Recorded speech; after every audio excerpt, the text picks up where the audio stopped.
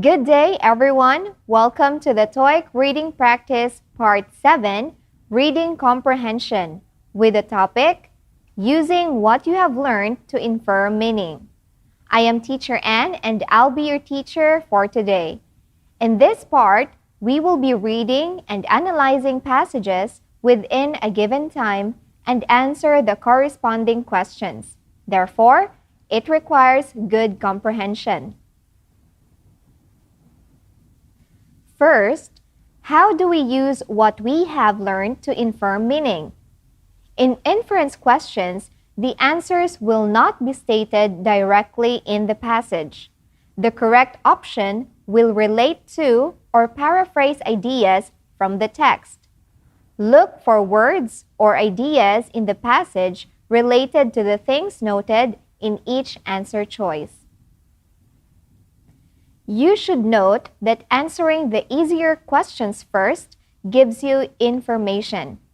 Answering the specific information and vocabulary questions first help you to answer the inference questions.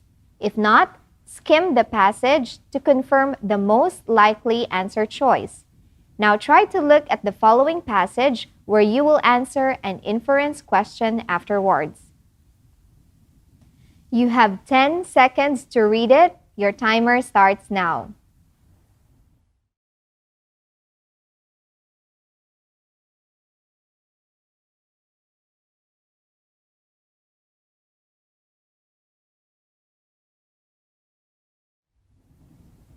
Time's up. Let's answer this question. Where might you see this notice? A student alumni magazine. B, an insurance policy, C, a medical journal, or D, a community service bulletin. Since it is inferential question, we won't find the answer just by scanning through the passage, but by understanding it.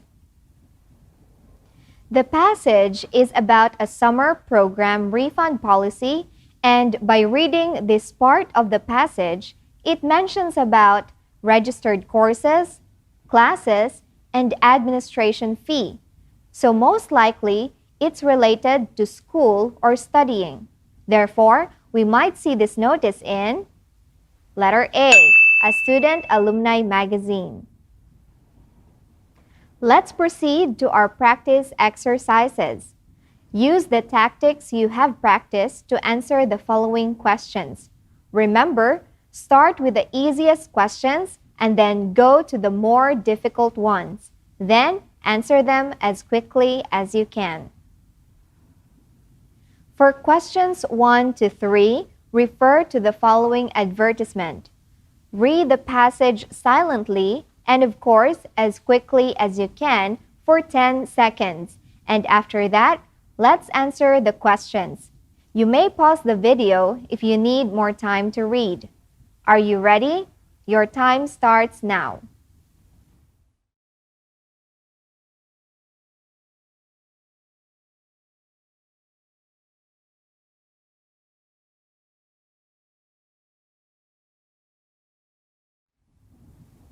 Time's up. Let's answer question number 1. Who would probably be most interested in this advertisement? A, fishing boat owners. B, cruise liner operators. C, water sports enthusiasts. Or D, hotel managers. This advertisement is about activities in the sea, specifically diving. This water sport or activity is swimming or exploring underwater, even requiring prior experience to do it. So the answer is letter C, water sports enthusiasts. Question number 2. What is a PADI diver? A, a qualified diver. B, a supervisor. C, a murky dive employee. Or D, a beginner. In the first part of the paragraph, after the list of courses, it says that PADI divers must bring proof of qualifications. So definitely, letter D is not an answer. Letters B and C may be able to dive, but you don't have to be one, so you could do diving. Instead, it could be anyone who is letter A, a qualified diver. Question number 3. What does Murky Dives call the course for an adult who has never dived before? A. Turtles, B. Dolphins, C. Discover Scuba, or D. Paddy Opener? Since the question is asking about the course, we should look and understand the list of courses portion of the passage. The phrase never dived before also means first time or first timers. Therefore, the answer is correct. Letter C, Discover Scuba. For questions 4 to 6, refer to the following letter. Read the passage silently and as quickly as you can for 10 seconds. And after that, let's answer the questions. You may pause the video if you need more time to read. Are you ready? Your time starts now.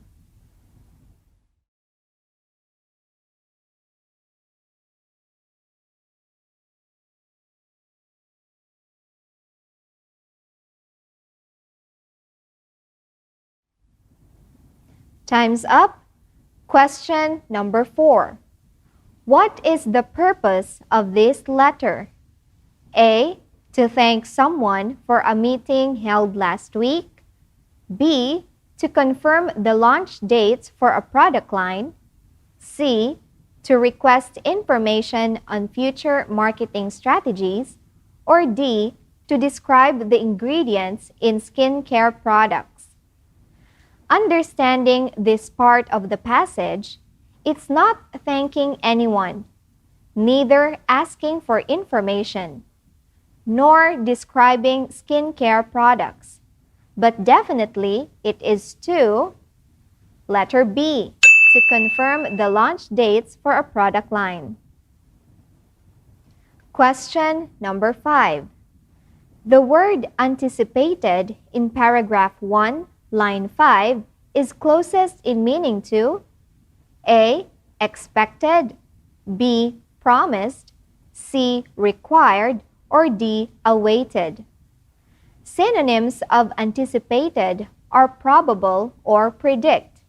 It's not really promised, required, nor awaited, but similarly, that's right, letter A, expected.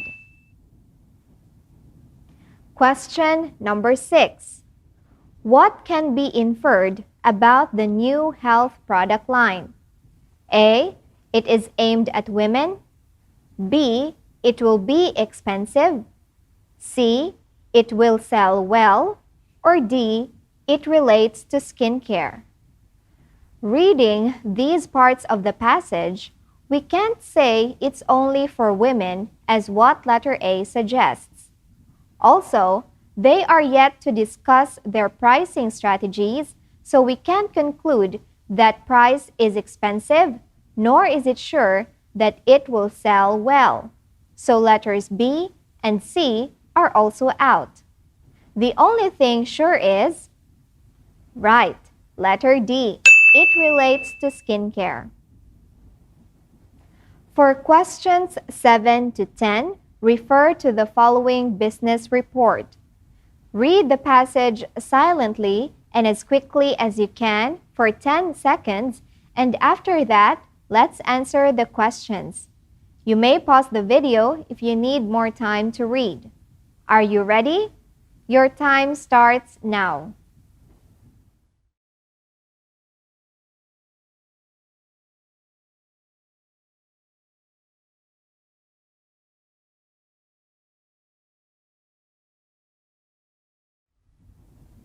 Time's up. Question number 7. Where is this report probably found? A. On a club notice board. B. In a newspaper. C. In a company brochure. D. on a university flyer. Gold prices is an information not only concerning a specific sector, so definitely letters A and C are not answers, since club or company should be named if it's a notice or brochure released by them.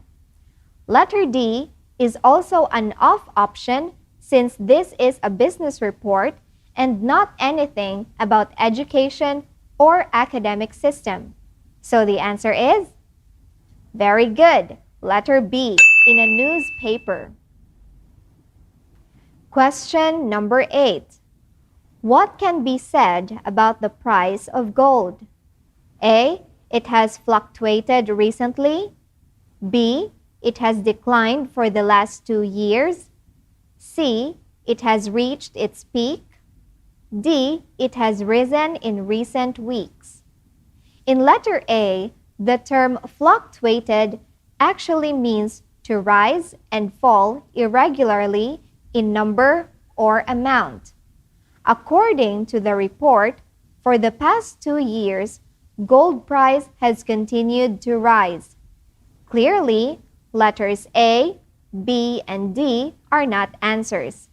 So we are only left with one fact, and that's right, letter C. It has reached its peak. Question number 9. What has influenced the price of gold in recent weeks? A. The supply from gold producers. B. The demand from market analysts. C. The information from the World Gold Council. Or D. The mistakes of speculators. Reading the second paragraph, it is where we can find the reasons or factors for the recent rise in the price of gold according to market analysts. So letter B is not an answer since they are only experts analyzing the trend of gold market.